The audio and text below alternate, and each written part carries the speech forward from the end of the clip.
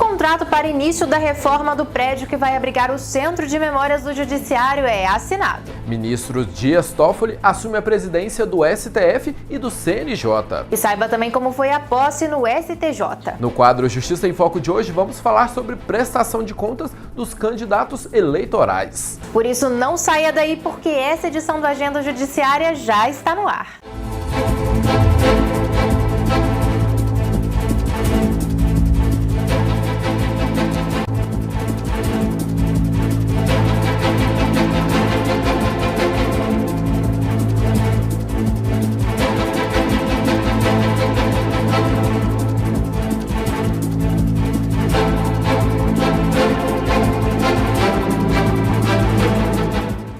A Agenda Judiciária começa mostrando para você que o presidente do Tribunal de Justiça do Estado de Goiás, desembargador Gilberto Marques Filho, assinou o contrato para a reforma do prédio que vai abrigar o Centro de Memórias. Ele vai funcionar na antiga capital.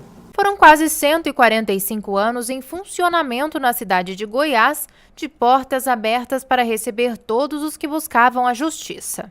Com o passar dos anos e o aumento da procura pelo judiciário, o primeiro fórum da cidade já não comportava mais a demanda.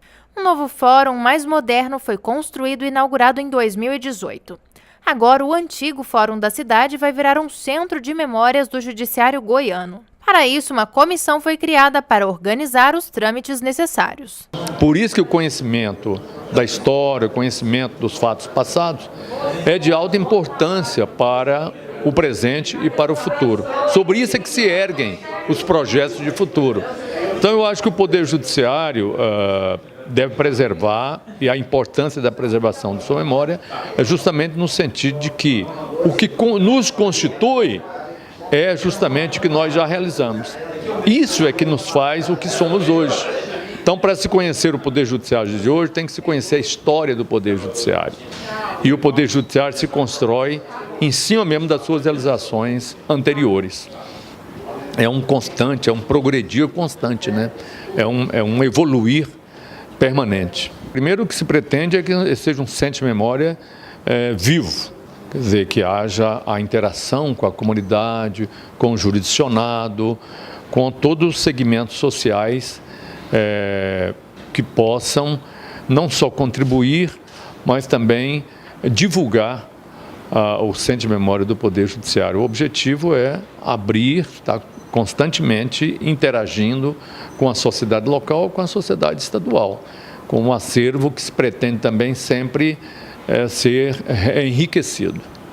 O contrato de reforma do Centro de Memórias foi assinado na presidência do TJGO, na presença de membros da comissão e diretores de área envolvidos no processo.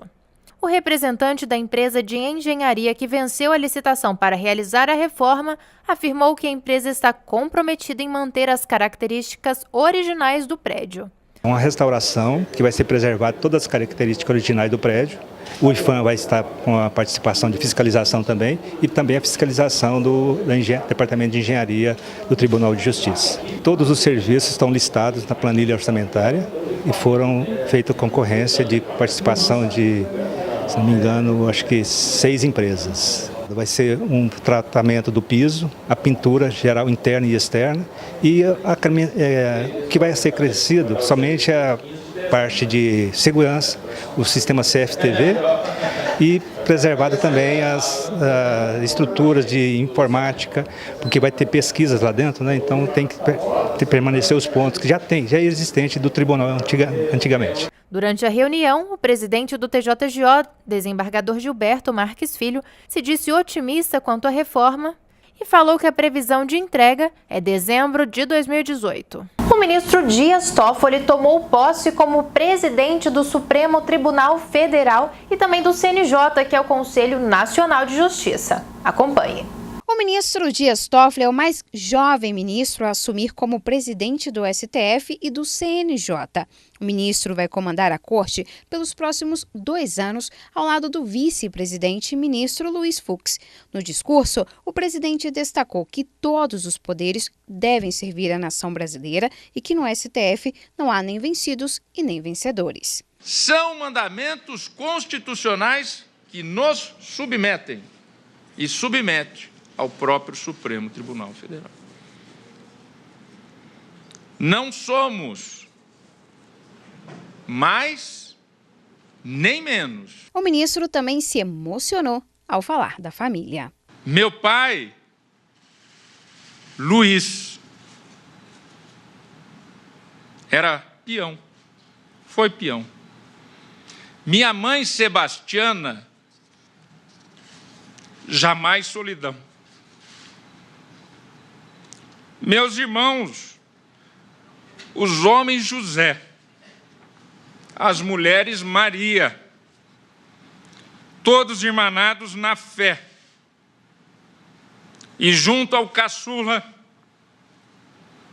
que nos ensina todo dia. Entre as principais atribuições do presidente do STF estão definir a pauta de julgamentos e conduzir as sessões plenárias. A primeira do ministro Dias Toffoli será na próxima quarta-feira, 19 de setembro. São muitos os desafios pela frente. Governança do Supremo, aprimoramento do Conselho Nacional de Justiça, melhoria do Judiciário em geral, combate à corrupção, preservação da harmonia entre os poderes. A bandeira da justiça está em suas mãos. A solenidade de posse foi acompanhada pelo presidente da República, Michel Temer, pelos presidentes do Senado Federal e da Câmara dos Deputados, senador Eunício Oliveira e o deputado Rodrigo Maia, ministros do STF e ministros de tribunais superiores, governadores e outras autoridades. A Procuradora-Geral da República e o presidente da OAB Nacional ressaltaram a importância do Supremo diante da situação atual do país. Os ministros desta Casa conhecem a dura realidade que a população vivencia. Restauram seus direitos, protegem minorias, restituem terras indígenas, proíbem a discriminação, velam pelo acesso a serviços públicos, impõem o ressarcimento dos danos ao patrimônio público, reprimem a corrupção de verbas públicas, corrigem o dano ambiental. Não tenho dúvidas, ministro Toffoli, de que Vossa Excelência está ciente do papel que terá de desempenhar neste momento tão decisivo da vida brasileira. Agora chegou a hora de conferir algumas decisões tomadas pelos magistrados goianos.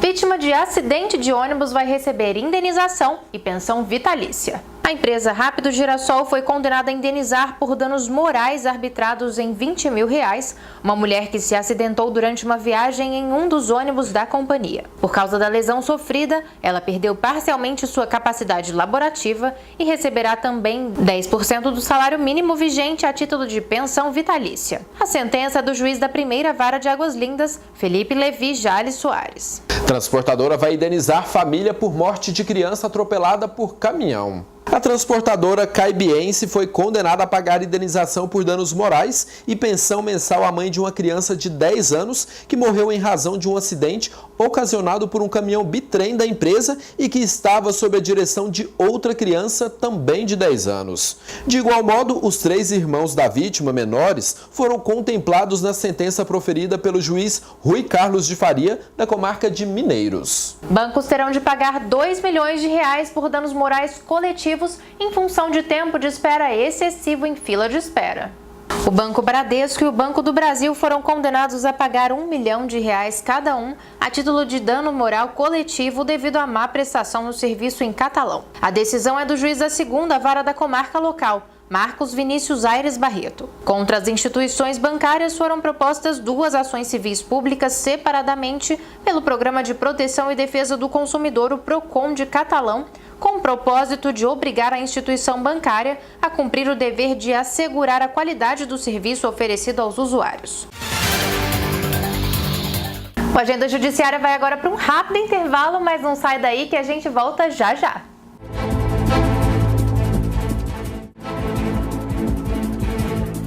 O Agenda Judiciária está de volta e agora você acompanha o quadro Justiça em Foco.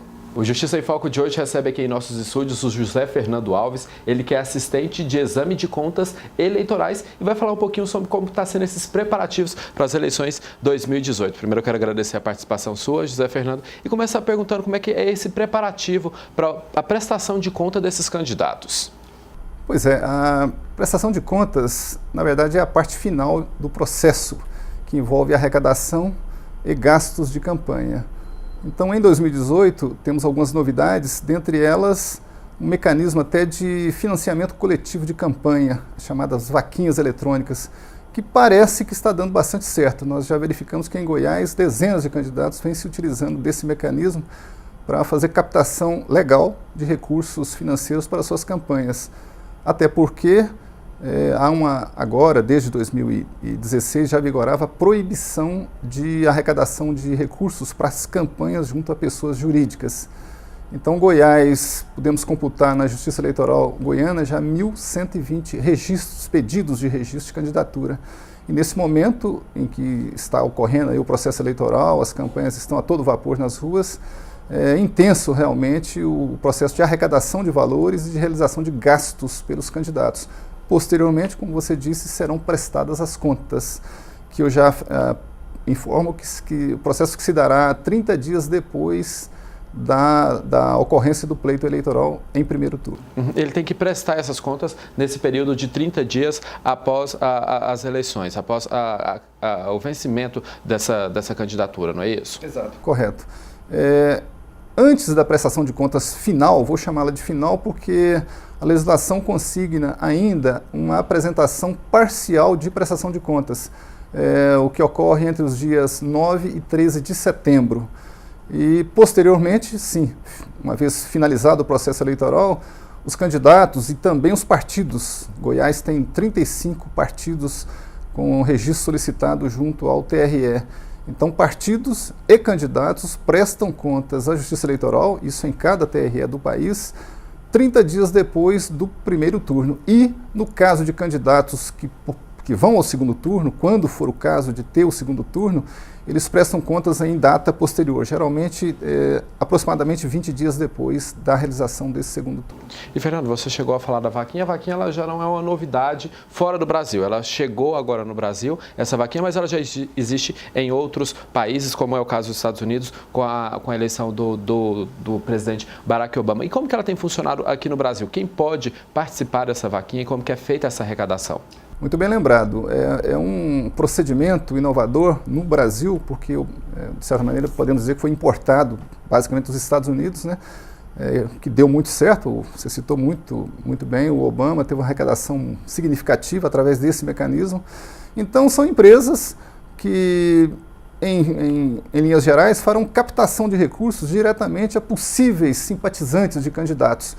É claro que não é qualquer empresa. O TSE estabeleceu mecanismos e normatização específica, onde essas empresas já se qualificaram junto ao TSE, que as credenciou a ir a campo, ir às ruas, né, buscar recursos em nome desses candidatos. É claro que elas cobram por isso, uma chamada taxa de administração, que varia entre 5%, 6%, 6,5%, mas é uma experiência que, pelo menos a nossa expectativa, é que dê muito certo e principalmente, né, não vou dizer que vai extinguir o Caixa 2, porque há um anacronismo grande, né, nos processos eleitorais anteriores que a história registra, mas a expectativa que se tem é que isso aí é um processo que veio para ficar positivamente, uma arrecadação legal e que chegará através de mecanismos comprovados, documentados para a Justiça Eleitoral. E ano após ano se fala muito da reforma política e eu queria saber o que tem feito nessas campanhas, nessas reformas eleitorais para que esse ano seja uma novidade em relação aos outros anos, como é o caso da vaquinha. O que mais tem vindo de novidade aí a cada eleição? Por exemplo, a fixação de valores máximos de gastos, né, que é sempre importante. O candidato pode arrecadar o que quiser? Não é assim. A legislação anteriormente consignava ao Congresso o estabelecimento de limites de gastos das candidaturas. O Congresso nunca de fato fixou valores, né? Sempre coube a Justiça Eleitoral. E esse ano a Justiça Eleitoral, através de norma específica, o Congresso delegou expressamente à Justiça Eleitoral a fixação de limites máximos de gastos para presidente, para governador, para senadores, para deputados federal, estadual, em cada estado. Então isso está funcionando muito bem. Eu diria que é uma inovação positiva. Lembrando que, uma vez fixados, conhecidos os limites de gastos, os candidatos não podem ultrapassá-los, sob pena de pagarem multa pecuniária de até 100% do valor excedente. Como que funciona esse valor? A pessoa ela pode gastar até R$100 mil, ela gasta um valor acima, 20, 30 mil reais acima desse valor. Como que é feito isso? Se por acaso acontecer isso, é claro que a Justiça Eleitoral tem mecanismos também de buscar aferir a veracidade das informações declaradas pelos candidatos nas prestações de contas. São vários cruzamentos que são feitos com a colaboração de outros órgãos parceiros, né? E se por acaso ficar constatado essa ultrapassagem do limite de gastos, a aplicação ela é compulsória porque está prevista em norma. Então, estabelece-se, e aí cabe ao juiz fixar e quantificar a penalidade pecuniária, que tem como seu limitador até 100% do valor excedente. Eu poderia também mencionar, já no polo oposto, dos valores arrecadados, né? Ou seja, mudaríamos de gastos para arrecadação. Como sabemos, no Brasil não se autoriza mais doações às campanhas por parte de pessoas jurídicas, né? Isso foi sedimentado pelo Supremo Tribunal Federal. Em hipótese alguma, inclusive nas vaquinhas. Em hipótese alguma, inclusive nas vaquinhas. Pessoa jurídica está terminantemente proibido, sob pena de, se assim ocorrer, o candidato certamente teria problemas caso venha a registrar doação oriunda de CNPJ. É bom dizer o seguinte, partido político também tem CNPJ, é pessoa jurídica, mas aí a legislação autoriza somente a partidos políticos ou a outros candidatos, que a Receita Federal, no período eleitoral, cada candidato recebe um número de CNPJ. Então são lícitas, são aceitáveis, são autorizadas a mutação, a movimentação de recursos intrapartidários e de partidos para candidatos. Uhum. E uma vez que esses candidatos eles apresentam todas, faz essa prestação de contas, como que é o prazo que o TRE tem para conferir esses dados, para confrontar os dados, comprovando a veracidade ou não das contas apresentadas pelo candidato? Essa pergunta é oportuna porque o prazo é muito curto no que diz respeito aos candidatos eleitos. Por exemplo, Goiás, que tem 41 deputados estaduais, 17 deputados federais, elegerá agora 2 senadores e um governador. A entrega, ela se dá 30 dias depois da eleição. A entrega dos candidatos que concorrem ao primeiro turno, ou seja, isso vale para todos os candidatos a deputado, estadual, federal e senador. Mas pode ser que tenhamos segundo turno. Então, todos os candidatos, menos aqueles 2 que concorrem ao segundo turno, devem entregar as suas contas até 30 dias depois, eleição sendo dia 7 de outubro até o dia 6 de novembro. É claro que aqueles que vão ao segundo turno entregam, de certa maneira, informações eletrônicas daquilo que eles movimentaram até aquela data e, posteriormente, fazem a complementação das informações. E aí entra a Justiça Eleitoral. É um processo muito dinâmico, muito complexo e de muito fôlego, porque os candidatos, todos os candidatos eleitos, para serem diplomados, têm que ter as suas contas julgadas e publicadas em sessão. E a lei consigna que a diplomação dos candidatos eleitos deve ocorrer até o último dia útil do ano, no caso, uma vez que o judiciário começa o seu recesso a partir do dia 20 de dezembro. Então, normalmente, os tribunais eleitorais, quase todos eles, marcam a cerimônia de diplomação, que é um evento solene, mas que integra o calendário eleitoral, para o dia 19 de dezembro. Então, a Justiça Eleitoral, contando que ela fala que 3 dias antes da diplomação, todas as contas dos candidatos eleitos devem estar julgadas, então nós teríamos basicamente uma maratona aí de cerca de 40, 45 dias até finalizar o processo e colocá-lo à disposição dos julgadores. São mais de 1.000 candidatos esse ano só em Goiás. Bem lembrado, a Justiça Eleitoral apurou este ano 1.120 pedidos de registro de candidatura, então são 1.120 processos. É claro que tem candidatos que simplesmente, alguns candidatos infelizmente, mal orientados pelos seus partidos, simplesmente esquecem ou alguns até nem sabem que tem que prestar contas, mas todos os candidatos eleitos e não eleitos têm obrigação legal de prestar contas à Justiça Eleitoral, sob pena de sanções que eles colheriam ao longo da sua vida civil, inclusive. São muitos candidatos, vocês vão ter trabalho lá no TRE. Com certeza teremos bastante trabalho. Tá certo, Fernando, quero agradecer a sua participação. Essa foi mais uma edição do Justiça em Foco. A gente vai para um rápido intervalo e daqui a pouco a agenda judiciária está de volta.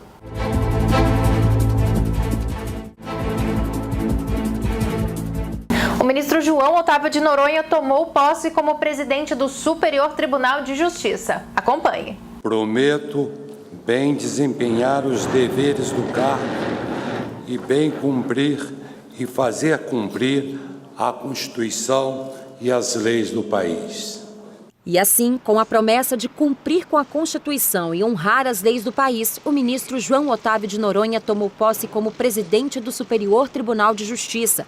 ao lado da nova vice-presidente da Corte, ministra Maria Tereza de Assis Moura. O presidente da República, Michel Temer, a presidente do Supremo Tribunal Federal, ministra Carmen Lúcia, o presidente da Câmara dos Deputados, Rodrigo Maia, a procuradora-geral da República, Raquel Dodge, o presidente da Ordem dos Advogados, Cláudio Lamáquia, e a ex-presidente do STJ, ministra Laurita Vaz, participaram da cerimônia de posse. Em nome do tribunal, a ministra Nancy Andrighi fez um discurso de boas-vindas à nova gestão e destacou a importância de fortalecer os objetivos do STJ.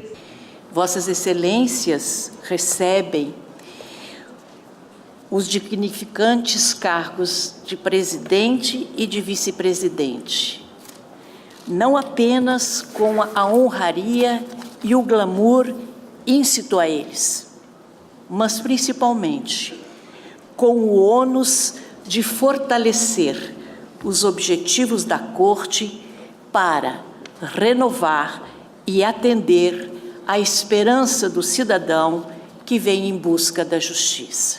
Raquel Dodge ressaltou que a parceria entre o Ministério Público e o Superior Tribunal de Justiça tem ajudado a construir uma sociedade mais justa e solidária.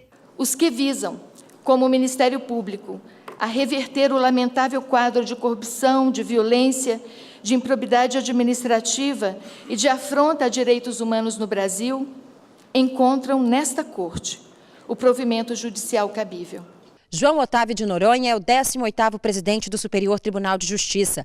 No STJ, desde o final de 2002, já foi corregedor-geral da Justiça Federal, corregedor-geral eleitoral e diretor-geral da Escola Nacional de Formação e Aperfeiçoamento de Magistrados, a Infam. Agora, como presidente do Superior Tribunal de Justiça, o ministro João Otávio de Noronha promete manter o tribunal como garantidor maior do direito das pessoas, ampliando cada vez mais o acesso à justiça. Não vou dar rótulo à minha gestão, mas uma coisa é certa: gastarei meus próximos 2 anos e todas as minhas energias para que o Superior Tribunal de Justiça seja reconhecido como o tribunal mais eficiente deste país. Após a cerimônia de posse, o novo presidente e a nova vice-presidente do STJ receberam os cumprimentos dos presentes no salão de recepções do tribunal.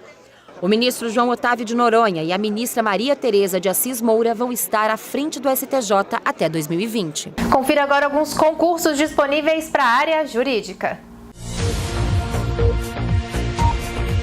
A Câmara de João Pinheiro, em Minas Gerais, está com 15 vagas abertas para diversos cargos. As inscrições vão de 27 de agosto a 27 de setembro pelo site www.consulpan.com.br. E o presidente do Tribunal de Justiça do Estado de Goiás foi até Palmeiras de Goiás para receber uma homenagem. Vamos ver. O presidente do TJGO, desembargador Gilberto Marques Filho, foi homenageado com o título de cidadão de Palmeiras de Goiás. A sessão solene foi realizada na Câmara Municipal da cidade e proposta por 2 vereadores palmeirenses. O presidente do TJGO não escondeu a emoção e, durante o discurso, agradeceu a todos os participantes e se disse honrado em ser um cidadão palmeirense. E agora é hora de ficar ligado no que acontece nos próximos dias no Judiciário Goiano. No próximo dia 24, será inaugurado o Centro Judiciário de Solução de Conflitos e Cidadania da comarca de Hidrolândia. Já no dia 28, será inaugurado o Sejusc de Campo Norte.